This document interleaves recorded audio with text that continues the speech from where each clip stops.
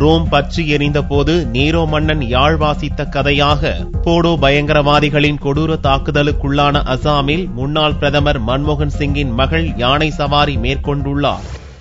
அசாமில் போடோ பயங்கரவாதிகள் கடந்த 10 நாட்களில் நடத்திய கொடூர தாக்குதல்களில் 85க்கும் மேற்பட்ட அப்பாவி பழங்குடியினத்தவர் கொல்லப்பட்டுள்ளனர். இதனால் அசாமில் பதற்றமிக்க மாவட்டங்களில் ஏராளமான ராணுவத்தினர் நிறுத்தப்பட்டு போடோ பயங்கரவாதிகளை ஒடுக்கும் பணிகள் தீவிரப்படுத்தப்பட்டுள்ளன. அசாம் பற்றி எரியும் அதே சமயத்தில் முன்னாள் பிரதமர் மன்மோகன் சிங்கின் மூத்த மகள் உபீந்தர் சிங் கவுகாத்தியில் உள்ள உயிரியல் பூங்காவில் யானை சவாரி சென்றுள்ளார். உறவினர்கள் நண்பர்களுடன் அவர் யானையில் உல்லாசமாக செல்லும் வீடியோ காட்சிகள் தற்போது வெளியாகியுள்ளன.